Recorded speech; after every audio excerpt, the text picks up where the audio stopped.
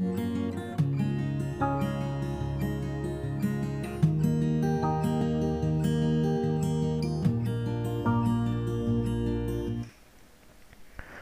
in the third lecture of Python programming. Today I am going to discuss the flow control in Python programming, and I am going to discuss if-else statements for that purpose. So now I would start with the if statement, and as you see here, that if statement is used to execute a particular block of a code only if a certain condition is satisfied. So for this you can see here that this is the general format for writing if statement, that you have if keyword and then after you pass that condition whatever required as per the demand, as per the requirement of the program, and then after you put colon. Colon is very important. It's a concern of syntax, so you put here colon, and then after you write different statements which should be executed against the satisfaction of this condition. So I am coming to the program. You see here that the value of a variable is 20, and the condition is if a is greater than 15. Yes, it is greater than 15 because 20 is greater than 15. So this statement will execute because this condition is going to be satisfied. So this program will generate the output that, hi, this is my lucky number.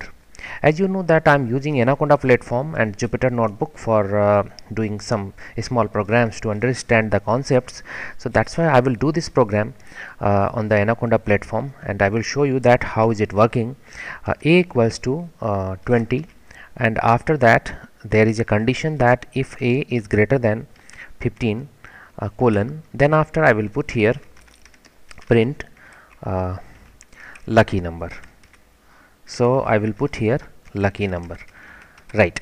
So I just execute this program, and you see here that this is showing that yes, 20 is my lucky number because the condition is going to be satisfied. Okay, so if statement is working in Python, but now I am going to change something here, and I will put here the value 10, and 10 is not greater than 15. So that's why the condition is not going to satisfy it, and when I execute this program you are getting nothing. So now there is no satisfaction or unconditional favor of the condition over here. So the statement print lucky number is not going to be executed. You can say that this is the limitation of the if statement, that if the condition is not satisfied then you don't get any output over here. So that's why to overcome with this problem we will be using if else statement for that particular purpose. I am coming to that. You just see here on this slide that we have if statement on the same pattern as we have done in the previous program, but apart from this we have another statement else with a colon, and then after we write some statements over here. So you just put here for example a equals to 10.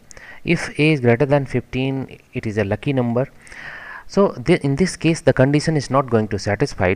So the if block, which is this one, it will not be executing, and in this case this print no, this is not lucky number will be executing in that program. So you will be getting the output also if the condition is not going to satisfy. Let's do in the program.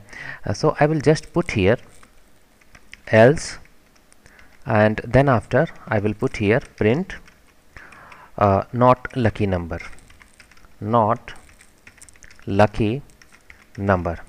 So when I execute this program you just see here that this is not lucky number, so it is working well.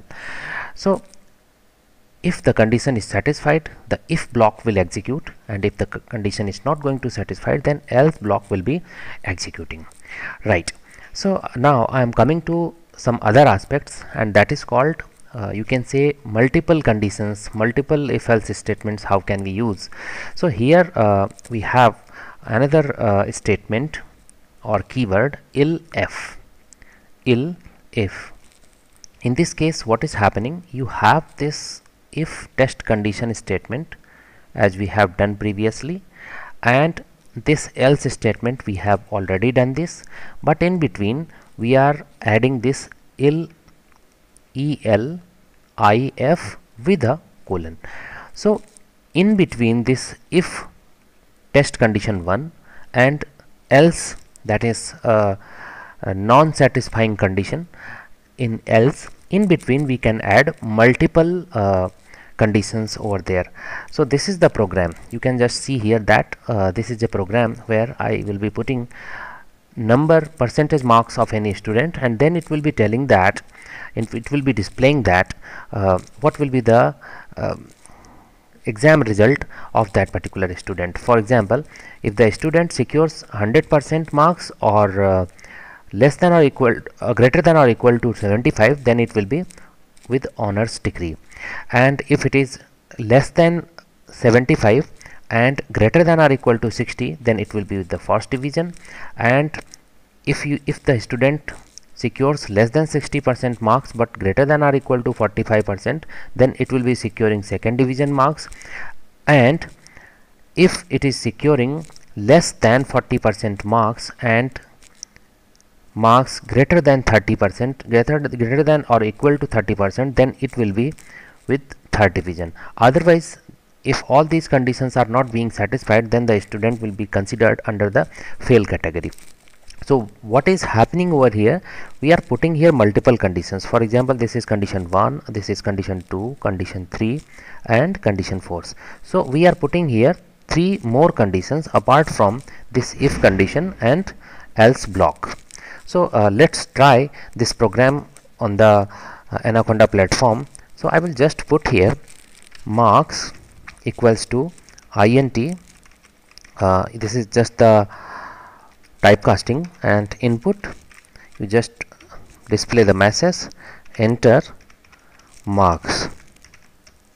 Okay, so then after I will put here a condition, if marks are less than or equal to 100 and marks are greater than or equal to 75, and we put here a colon, then what will be print, it will be honors, right. And after that the another condition will be if marks are less than 75% and marks are greater than or equal to 60, then it will be first division. So I will put here first. Okay, after that we have several conditions. I will just copy it, and then after I will be putting different other conditions. It will be 60 and it will be 45, then it will be with the second division, right. Apart from this we have another condition 45 over here, and then after 30, right, and it will pass, it will be having the result second or third, you will put here third. And then after we have last condition, that will be with the else, and this will be print fail, that means the student will be fail. Okay, so I will just execute this program and let's try. I am putting here that the student has secured 99% marks, so it is honors. Okay, it's working. Now I will be checking all different conditions. I will just re-execute this program and I will now give 65% marks, so it is first division. Okay, it's working. Again I execute this program and you see here that I will put here 44% marks, so it is third division, right. And then after if I put here 20% marks, then it is under the fail category. So this program is working well. This is the procedure by which we can use multiple conditions using if else statement, but we have to supplement with elif keyword for that, for the inclusion of those extra conditions. Now I am coming to one another aspect, and it is called nested if else.